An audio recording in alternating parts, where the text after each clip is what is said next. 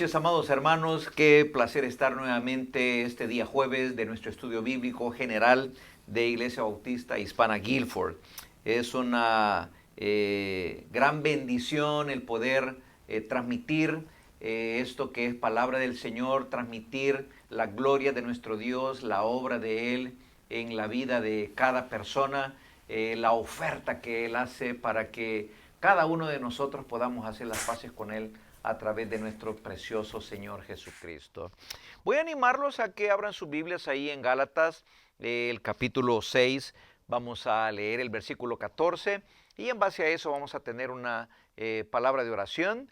Y además, pues esta noche este servidor, Freddy Hernández, no estará con ustedes porque tenemos un invitado muy especial, nuestro hermano Luis Gómez, quien nos va a compartir la preciosa palabra del Señor. Ha estado con nosotros el domingo pasado aquí en la iglesia, ha estado en diferentes actividades de la vida de la iglesia hasta el día de hoy, jueves, y el próximo domingo continuará con nosotros. Así que es una bendición, aprovechemos esta bendición de tener a nuestro hermano entre nosotros. Gálatas capítulo 6, versículo 14 dice de la siguiente manera: el apóstol Pablo, concluyendo esta exhortación a los hermanos que vivían allí en Galacia, les dice: pero lejos esté de mí gloriarme, sino en la cruz de nuestro Señor Jesucristo, por quien el mundo me es crucificado, a mí y yo al mundo. Mi anhelo personal para mí mismo y mi anhelo para cada uno de nosotros es que podamos llegar a decir estas palabras con la misma convicción, la misma profundidad que lo dijo el apóstol Pablo, entendiendo esta maravillosa obra del Señor, de esa salvación tan grande que nos ha dado nuestro trino Dios, que de no ser por eso, nosotros como seres humanos no tendríamos ninguna alternativa para evitar el infierno, evitar el castigo eterno. Permítanme entonces, acompáñenme en esta pequeña oración y luego les presento al hermano Luis Gómez. Padre, muchas gracias por esta nueva oportunidad que nos da de alimentarnos con su palabra. Cuánto necesitamos, Señor, sentarnos a sus pies como María se sentaba a los pies de Jesús para prestar atención a la palabra de su Señor. Tantas voces que escuchamos allá afuera, tantas opiniones a las que somos expuestos cada día, y la mayoría de ellas son voces y opiniones trastornadas, porque vienen de un mundo que está en oscuridad espiritual. Y la diferencia para nosotros es que usted nos permite tener su palabra revelada, escrita a nuestra mano, al alcance de nuestra mano, y poder deleitarnos en ella. Como decía el salmista: en tus mandamientos meditaré, me regocijaré en tus estatutos, no me olvidaré de tu palabra. Ayúdanos, Señor, a tener esa actitud. Prepárenos en nuestro corazón, queremos ser como esa tierra deseosa, tierra seca, anhelante por el agua, la lluvia de su palabra. Queremos ser así, Señor, y que esa bendición penetre hasta lo más profundo de nuestro ser, dé mucho fruto para su gloria, para nuestra vida individual, para aquellos que se encuentran alrededor de nosotros en casa o en nuestros lugares de trabajo o en los lugares donde nos desenvolvemos diariamente. Rogamos su bendición, Señor, muy grande para nuestro hermano Luis, que lo use como instrumento en sus manos para edificación de nuestras vidas, de nuestras almas, para que al ser nosotros bendecidos, también nosotros podamos bendecir a todos los demás. En sus manos dejamos este momento y a nuestro hermano Luis lo hacemos con alabanza y bendición en el nombre precioso de Cristo Jesús. Amén.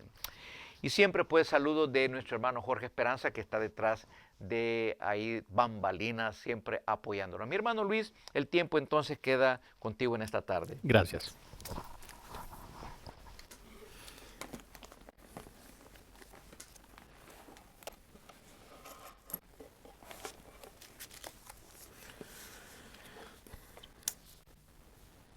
Este próximo domingo Ya comienza la semana última de nuestro Señor Jesucristo, que popularmente se le ha conocido la Semana Santa. Y uno de los temas que sobresale en esa semana es sobre la crucifixión de nuestro Señor Jesucristo. Y pensando en esto, podemos decir que el camino a la cruz es una historia de amor. El camino a la cruz es una historia de amor. Hay un pensamiento que deseo leerles. Dice, la historia de la cruz no comienza en el momento que fue sentenciado Jesucristo, sino en la eternidad, en el mismo corazón de Dios, y más que una historia de dolor, es una historia de amor. Cuando Jesús tenía unos 10 años, cerca de su casa en Nazaret, en la ciudad de Nazaret, como a 10 kilómetros de su casa, el Imperio Romano crucificó a más de 3,000 hombres. Es probable que Jesús a esa edad ya había escuchado ese acontecimiento y seguramente le habían compartido sobre la muerte de estas 3,000 personas. Y por supuesto, es seguro que esto no le sorprendió muchísimo, porque él sabía que él había nacido para morir en la cruz. E iba a morir de igual manera como estos 3,000 hombres habían sido crucificados por el Imperio Romano. Así que la historia de la cruz es una historia que inicia y es una experiencia que da mucho dolor. La historia de la cruz es una experiencia de mucho dolor. Y tal vez para pensar un poquito sobre la cruz, hay por lo menos unas 4 maneras o 4 estilos de cruz. Primero está la cruz simplex, que es como un palo vertical, y en la antigua Caldea esa es la que se utilizaba. También estaba la cruz con misa, que es otro tipo de cruz, la cruz en forma de T. Es una forma de T mayúscula, y de esta forma viene de la palabra tau, que es una letra en el idioma griego.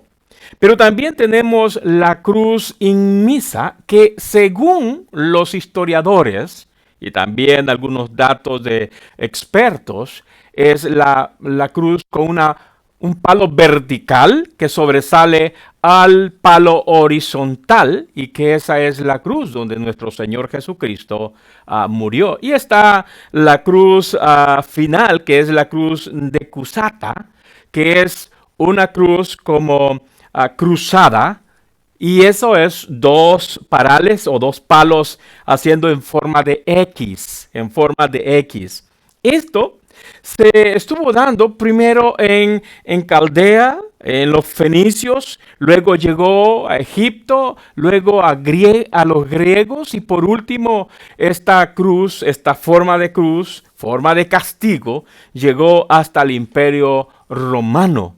Y eso nos lleva a pensar un poquito que el diccionario ilustrado de la Biblia nos habla un poquito sobre el significado. Aquí tenemos los 4 estilos de cruz, aunque hace falta una: el palo, la T y la cruz con la cual nosotros nos identificamos, que tiene un palo vertical grande y un horizontal menos.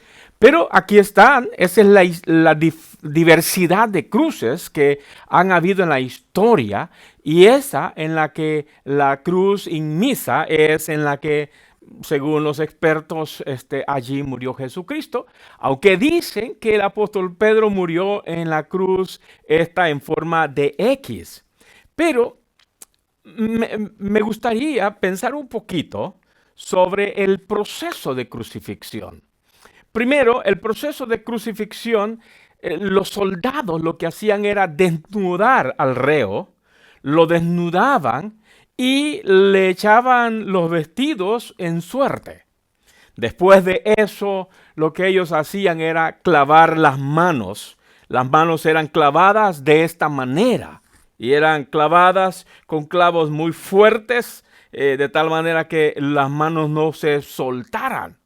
Y en último lugar, eran clavados los pies. Y la manera en que eran clavados era en que un pie lo ponían sobre el otro y el clavo tenía que ser tan grande que debía de traspasar los dos pies para luego clavarlo en la madera. Esto es un proceso interesante donde se daba. Pero vamos, pensando en el tiempo, en la experiencia que vivía el reo o el que estaba siendo crucificado. Para comenzar, había una pérdida de sangre. El calor de la temperatura de estar en la cruz le daba mucha sed. A esto se agregan los efectos psicológicos que se iban dando porque estaba desnudo, estaba clavado y mucha gente estaba viéndolo. Y esto podía afectar psicológicamente porque daba vergüenza al estar frente a tantas personas y recibían insultos, críticas de las personas que estaban enfrente. De manera que el crucificado moría lentamente. La muerte era muy lenta. A veces se daba el segundo día, pero en otros casos llegaba hasta durar 8 días para que este crucificado llegase a morir. El exceso de la sangre en el corazón y la poca circulación iba afectando cada momento, y combinado con la fiebre que iba dándose en los cuerpos del crucificado, esto podía producir el tétano en su cuerpo y el agotamiento. Para terminar, les quebraban las rodillas, las piernas le eran quebradas para comprobar si estaba muerto, y metían una lanza en su costado para que se ahogara de una manera completa. Esto es lo que experimentaba una persona que era crucificada. El proceso de crucificación era un asunto muy lamentable. Uno puede pensar en esta figura. Increíble. 2 manos clavadas en un madero, en la cruz de palo vertical grande y el otro más pequeño, y los clavos en los pies. Esto es lo que básicamente sufría una persona que era crucificada. En el pensamiento del Nuevo Testamento, no mucho se enfoca en cuanto al dolor. El pensamiento en el Nuevo Testamento no está enfocado en el dolor, sino más bien en el significado de la crucifixión. Porque cuando leemos 1 Corintios 1:23, dice la palabra de Dios que para los griegos, cuando se refiere al Mesías, que debía morir en una cruz, para ellos era una locura. ¿Cómo es eso, verdad? Que alguien que se hace llamar como el Mesías, como el Salvador, que tiene el poder para perdonar pecados, que es el Hijo de Dios, que ha venido del Padre para dar a conocer a nuestro Dios. ¿Cómo es eso que va a morir como un criminal? Esto era una locura, dicen los griegos. Para los judíos, eso era un tropiezo, era un asunto vergonzoso, Gálatas 5:11. Entonces ellos dicen, no queremos creer en un Jesús que se hace llamar el Rey, que es el Mesías, y que ahora va a morir en una cruz como un criminal, porque en la cruz solo morían los criminales. Entonces dice, esto es un tropezadero. Más 1 Corintios 2:2, para nosotros los hijos de Dios, los que ya creímos en Jesús como nuestro Salvador, los que ya entregamos nuestra vida a Él, para nosotros la cruz simboliza la salvación a través de Jesucristo. Y cada vez que nosotros vemos una cruz, básicamente nos hace remontar a pensar en el personaje más importante de la historia, que es nuestro Señor Jesucristo, quien es el que murió en una cruz cuando éramos nosotros. O sea, era usted y yo, por ser pecadores, los que merecíamos morir. No clavados en una cruz, pero sí morir. Pero Jesucristo, Él, no mereciendo la muerte, Él por pura gracia y por puro amor decidió entregarse para que nosotros pudiésemos tener vida eterna. Usted debería pensar, debería reflexionar en cuanto a el significado que tiene la crucifixión de Jesucristo. Y a partir gente va a estar hablando y pensando sobre lo que Jesucristo hizo en la cruz del Calvario. Pero esta es una historia de dolor. Esta es una historia de sufrimiento. Pero más que una historia de dolor, esta es una historia de amor. Porque de tal manera amó Dios al mundo que ha dado a su Hijo unigénito, para que todo aquel que en Él crea no se pierda, mas tenga vida eterna. Hágase una reflexión acerca de si usted ya ha creído en Jesucristo y si ya ha entregado el corazón a ese Jesucristo que sufrió todo esto que yo les he explicado con tal de que nosotros tuviésemos vida eterna. Pero, como ya les mencionaba, no solamente es una experiencia de dolor. La cruz, más que una experiencia de dolor, es una demostración de amor. Cuando nosotros leemos el libro de San Juan, podemos ver que es un elemento de progresión, de aumento. El capítulo 3 al 5 comienza a Jesucristo a recibir el rechazo. Y ese rechazo no solamente comenzó en Juan, sino que venía desde mucho antes. Y todo, capítulo 7 al 9, hay rechazo de los fariseos, de los saduceos, hay rechazo del pueblo. Comienza el capítulo 10 y el 11, hay rechazo de su propia familia. Hay rechazo de su propia gente. Y cuando llegamos a los capítulos 12 al 19, el rechazo es más fuerte, la incredulidad. Hay un incremento de incredulidad, pero paradójicamente,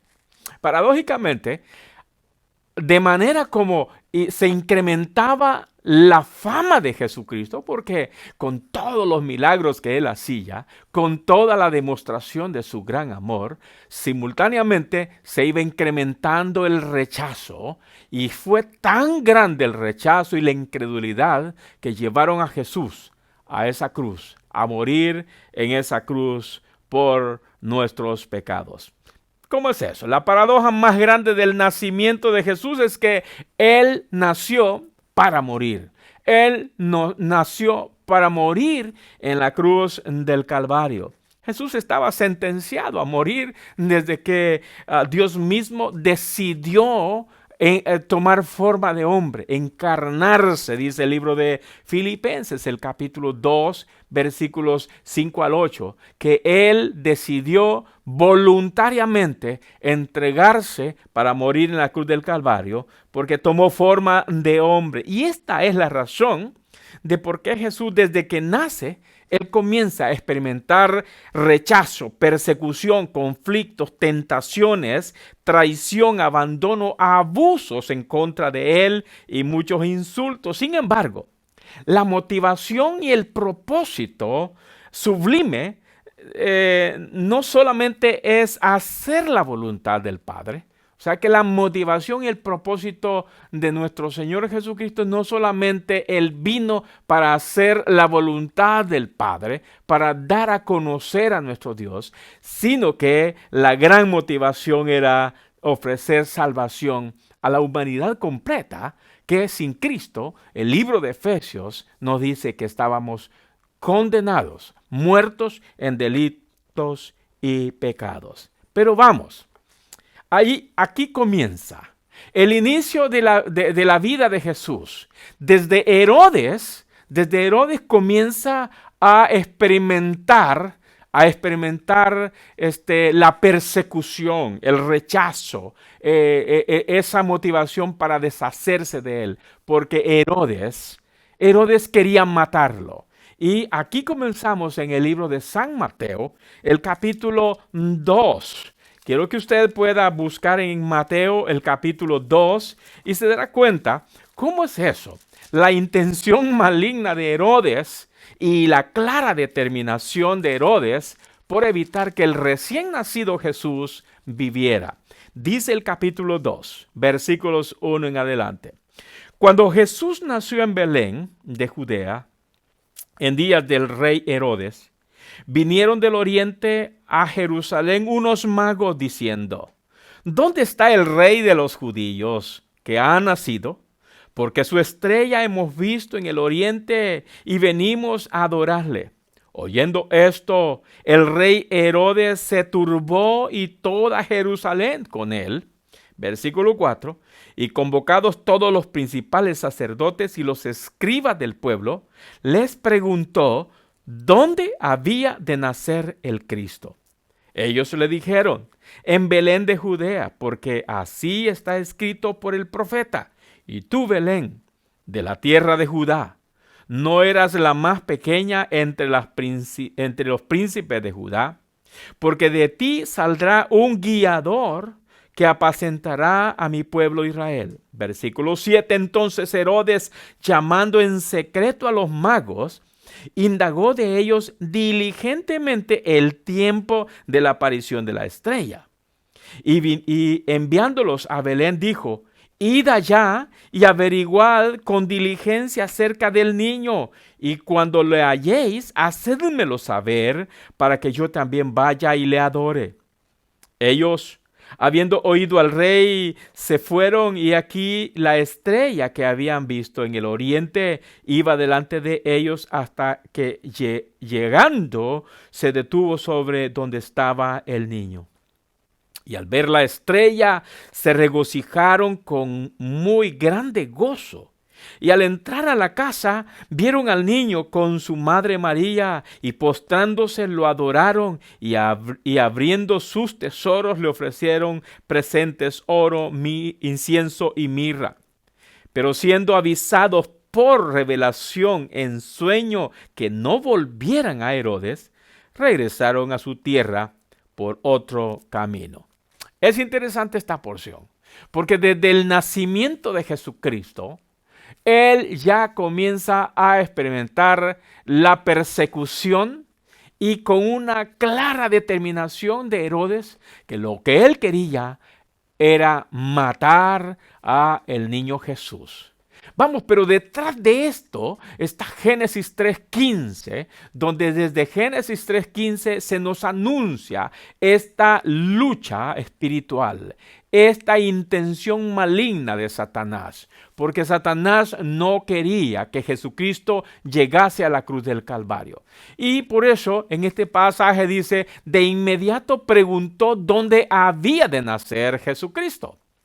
Llamándoles en secreto a los magos, indagó de ellos.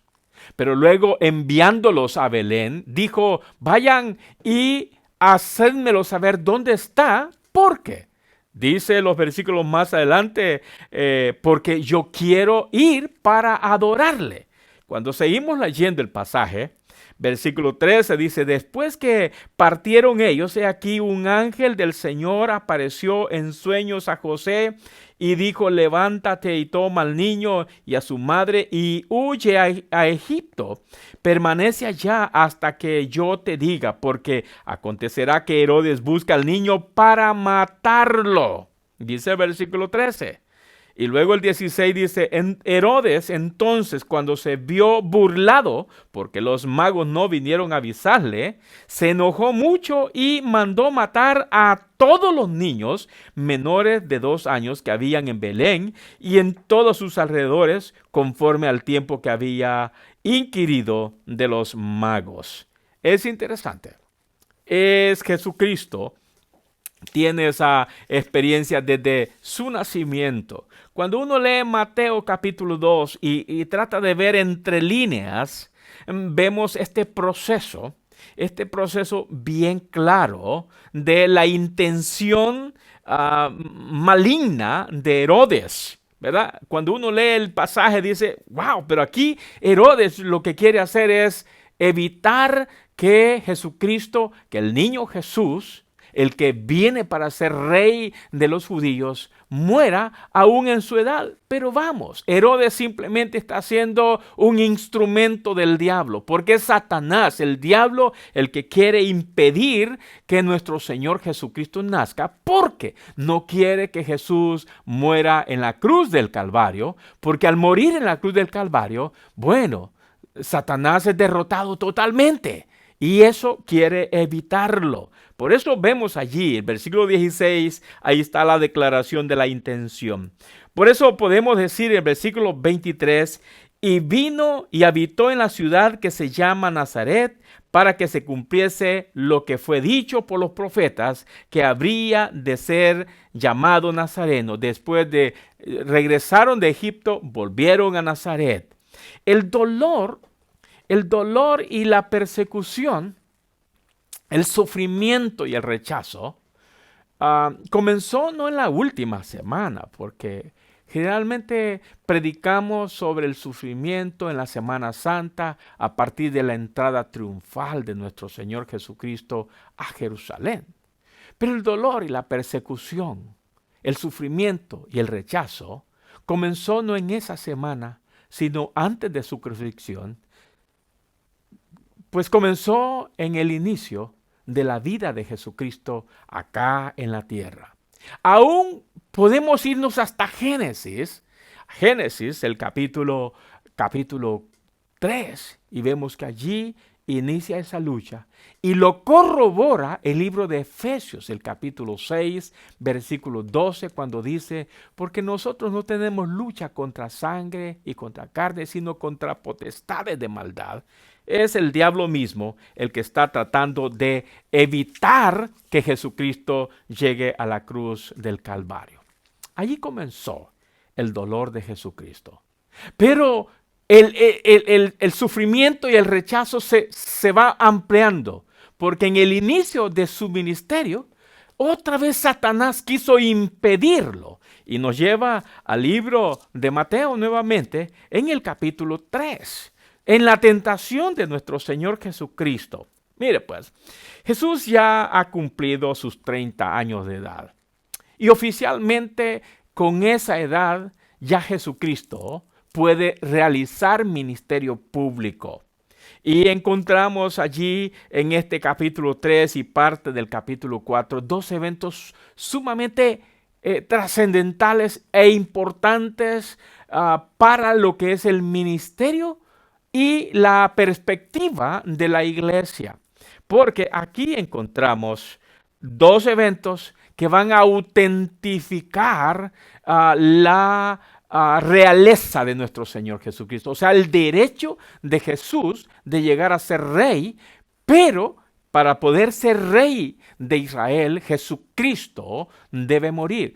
Para que Jesús sea salvador de nuestras vidas, Él necesita morir en la cruz del Calvario, porque sin sangre no hay remisión de pecados. Y vemos su bautismo en los versículos 13 al versículo 17. Dice así, el capítulo 3 de Mateo, versículos 13 al 17. Entonces Jesús vino de Galilea a Juan, al Jordán, para ser bautizado por él. Mas Juan se lo oponía diciendo, yo necesito ser bautizado por ti, ¿y tú vienes a mí? Pero Jesús le respondió, deja ahora, porque así conviene que cumplamos toda justicia. Entonces le dejó. Y Jesús, después que fue bautizado, subió luego del agua, y aquí de los cielos fueron abiertos, y vio al Espíritu Santo que descendía como paloma y venía sobre él. Y hubo una voz en los cielos que decía, este es mi Hijo amado en quien tengo complacencia. De tal manera que el bautismo de Jesucristo es la declaración oficial que Él es el Hijo de Dios y se le está autorizando para comenzar su ministerio público. Y ahí encontramos la autorización celestial, divina de su ministerio y que Él es el Hijo de nuestro Dios. Esto lo que hace es apresurar las intenciones malignas de Satanás, porque ya Jesucristo va a comenzar su ministerio a los 30 años de edad y capítulo 4 nos lleva al segundo evento. Y este segundo evento es la tentación de Jesús. Dice el capítulo 4 en los versículos 1 en adelante. Entonces Jesús fue llevado por el Espíritu al desierto para ser tentado por el diablo. Y después de haber ayunado 40 días y 40 noches, tuvo hambre. Y vino a él el tentador y le dijo, si eres hijo de Dios, di que estas piedras se conviertan en pan. Él respondió y dijo, escrito está, no solo de pan vivirá el hombre, sino de toda palabra que sale de la boca de Dios. Versículo 5. Entonces el diablo le llevó a la santa ciudad y le puso sobre el pináculo del templo y le dijo, si eres el Hijo de Dios, échate abajo porque escrito está, a sus ángeles mandará cerca de ti y en sus manos te sostendrán para que no tropieces con tu pie en piedra. Jesús le dijo, escrito está también, no tentarás al Señor tu Dios. Y en última vez el diablo dijo otra vez, le llevó el diablo a un monte muy alto y le mostró todos los reinos del mundo y la gloria de ellos. Y le dijo, todo esto te daré si postrado me adorares. Entonces Jesús le dijo, vete, Satanás, porque escrito está, al Señor tu Dios adorarás y a Él solo servirás. Y el diablo entonces lo dejó y he aquí vinieron ángeles y le servían. Este es el segundo intento público de Satanás, del diablo, para poder impedir que Jesús llegue a la cruz del Calvario. Mire, aquí tenemos tres elementos bien interesantes, porque el diablo es astuto, mis queridos hermanos. Él busca el tiempo, el lugar adecuado para acercarse, la situación ideal y utiliza las mejores estrategias para tentarnos. Nosotros, como Jesucristo, somos tentados y el diablo es tan sutil y tan listo en cuanto a esto, busca el lugar, busca la situación, busca la hora adecuada, utilizando las estrategias más adecuadas para tentarnos. Mas aquí encontramos un principio bien interesante y este es un consejo para nosotros los cristianos. Debemos empaparnos de la palabra de Dios. Debemos conocer esta palabra bendita, porque Jesús recurrió a dos elementos para hacerle frente a la tentación. Y estos son dos elementos que nosotros como cristianos debemos siempre utilizar para hacerle frente a las tentaciones que están diariamente alrededor de nosotros. Uno es la oración. Jesucristo se había preparado 40 días y 40 noches en ayuno y oración.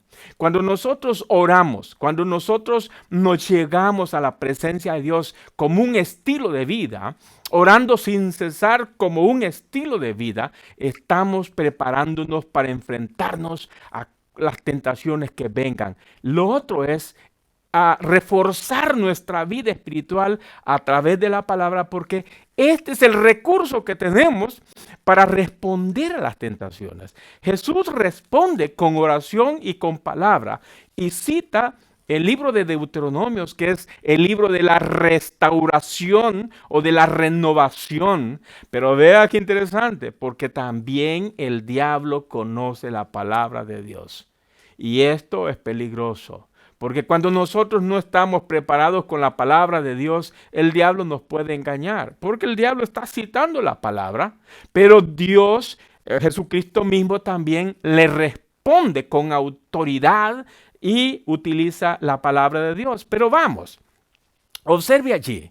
El Satanás es tan, pero tan astuto porque busca la necesidad más grande que tiene Jesucristo en ese momento.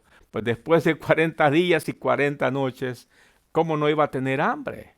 Eso es. Entonces, cuando estamos teniendo una necesidad que nos acecha y que nos está matando, nos está desesperando, muchas veces el diablo se presenta en ese momentito y nos ataca y llega a provocarnos o a tratar de convencernos al tocar la necesidad que tenemos. Y en este caso, Jesucristo, la necesidad más grande era que él quería comer, alimentarse. El hambre era la necesidad más grande. Y por eso él ataca, dice, ¿sabes qué? Si tú eres el Hijo de Dios, vamos, demuéstramelo.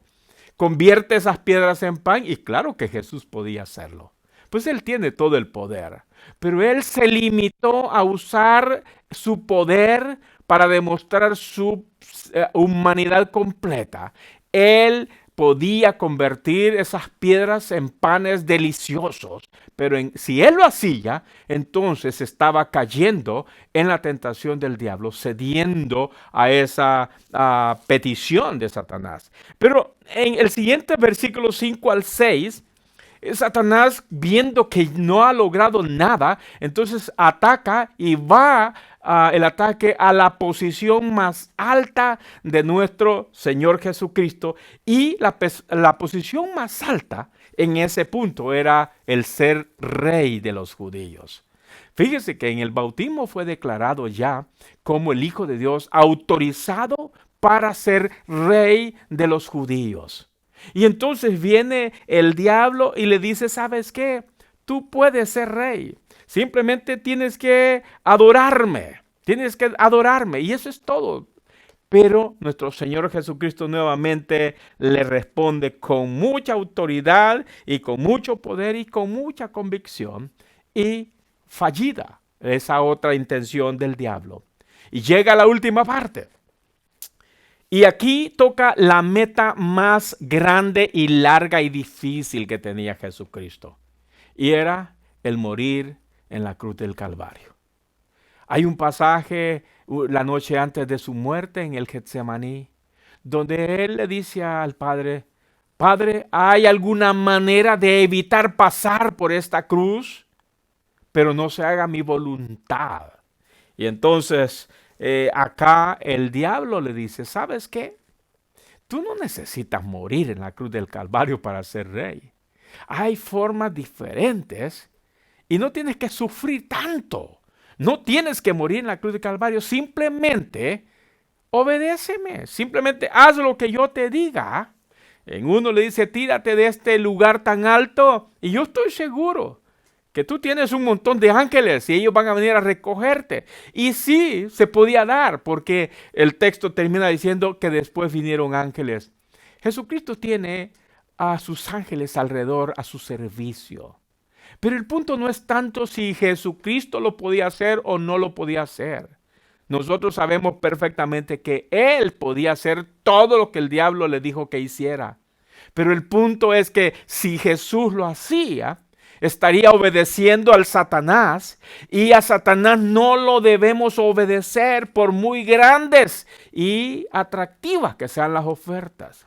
Y allí el peligro, mis queridos hermanos, porque el diablo está utilizando toda estrategia para endulzarnos, para engañarnos, para apantallarnos, para seducirnos, y nos presenta las tentaciones y especialmente nos llega allí donde está la necesidad. ¿Qué es lo que yo necesito?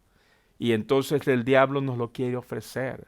¿Qué es lo que yo anhelo llegar a tener? Y el diablo llega allí para tratar de ofrecernos aquellas metas, aquellos anhelos para servirle al Señor. El diablo quiere impedir que nosotros lo hagamos. Así que con Jesús el diablo perdió totalmente. Y es por ello en que Jesucristo experimentó esa persecución en este proceso.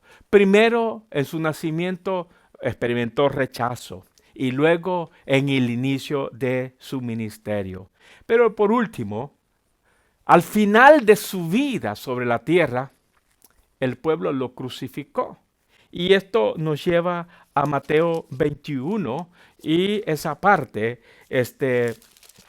vemos lo más doloroso y que podemos compararlo con Isaías 53. Es interesante que ya Jesucristo es de 33 años y medio. Y Mateo 21 comenzó a anunciarles a los discípulos que Él moriría. Y esto causó confusión. Cuando leemos el libro de San Juan, dice, no puede ser. Si tú eres nuestro Salvador, tú eres nuestro Maestro, tú eres nuestro Dios, ¿cómo es eso que nos vas a dejar? Y no nos vas a dejar para irte a otro lugar, sino para morir en la cruz del Calvario. Y esto crea confusión, esto crea en cierta forma hasta un poquito de tristeza en los discípulos. Confusión porque no es posible, y es real, no es posible que el rey que tanto habían esperado, el rey que había dicho ser el Hijo de Dios, que es igual al Padre, y ahora tenga que morir en la cruz del Calvario. Esto no puede ser. Y Satanás sabe que le quedan los últimos días para impedir esa proyección escatológica en ese entonces de nuestro Señor Jesucristo que se proyecta hasta el final de nuestra vida. Mateo 21, por lo tanto, nos presenta la entrada triunfal de nuestro Señor Jesucristo, pero aquí me interesa mencionar esto. Todo Israel lo recibe como rey. En la entrada a Jerusalén, y lo respalda Isaías 62, 11 y Zacarías 9, 9, que es la antesala para la muerte en la cruz. Y hay 4 reconocimientos que ahí se dan de nuestro Señor Jesucristo como rey. Y tiene los mantos que se tienden para que pase Él sobre el pollino. También cortan ramas de bienvenida. Hay un canto de júbilo y de recibimiento. Y hay una presentación oficial. Esto es Jesús llegando a su tierra. Pero también vemos que Él en otro pasaje como Lucas 19, Jesucristo al entrar, al ver a Jerusalén, lloró y dijo, Jerusalén, Jerusalén, tú que matas a los profetas, y se endechó y sufrió tanto por la incredulidad y por el rechazo de su gente, el rechazo de su pueblo, porque Él viene y viene como rey y viene para traer libertad al pueblo judío y no solamente al pueblo, pero Él es rechazado y por lo tanto vemos que todo Jerusalén lo recibe como rey. Pero simplemente no lo aceptan. Sí creen de manera general en Él, pero no lo reciben como su Salvador personal. Tal realidad la vemos en este tiempo. Millones de personas son religiosas, creen en Dios, mas no han tenido la decisión de reconocer que son pecadores y que necesitan creer en Jesús como el único y suficiente Salvador. Pero vamos, lo interesante es que no solamente Jerusalén, toda la nación lo rechaza. Aquí, en esta parte, en el versículo 14 de Mateo 26, vemos que Judas, uno de sus 12 discípulos, lo traiciona vendiéndolo por 30 piezas de plata. Es aquel que estaba a uno de sus lados de Jesucristo cuando estaban en la última cena. Era aquel que mojaba el pan con sus dedos. Ese. Por un lado estaba Juan recostado sobre Jesucristo y por el otro lado estaba Judas.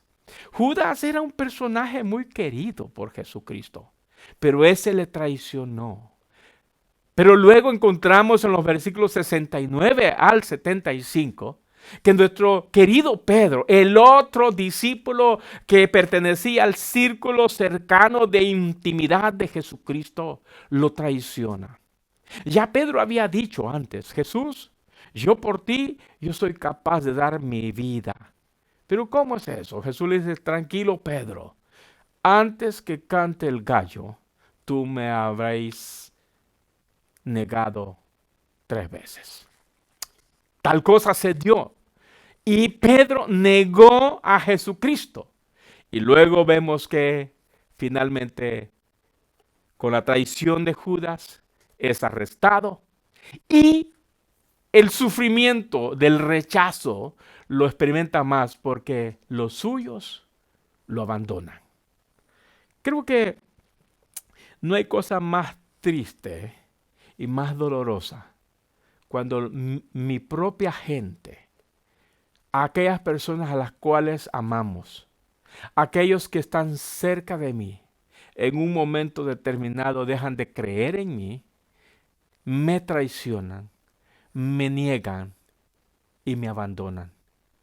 Esto es lo que Jesús experimenta en la última parte de su vida.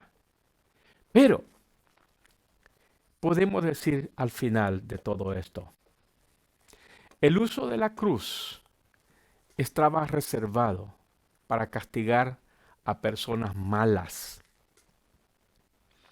Jesús, siendo inocente y sin pecado, voluntariamente se entregó a la muerte en una cruz, donde experimentó rechazo, dolor, sufrimiento, y todo esto lo hizo para demostrar su gran amor para con nosotros.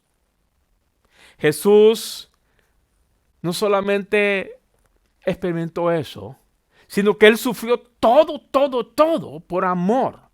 Llevó la cruz en sus hombros por amor, dio su vida por amor.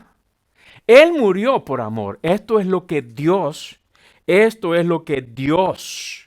nos dice en Juan 3:16.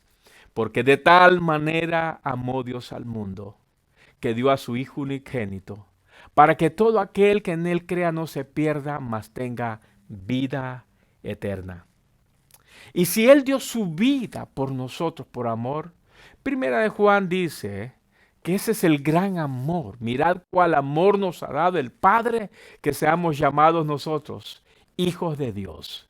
Es a través del amor de Jesucristo, demostrado en la cruz del Calvario, es que nosotros podemos reconocer que tenemos pecado y que el pecado nos condena. Pero en Jesucristo nosotros encontramos la esperanza de la vida eterna, porque al creer en Él, nuestros pecados son perdonados y nuestra vida es transformada y nos espera una vida eterna, y ya gozamos de la seguridad de la justificación, la seguridad de la vida eterna.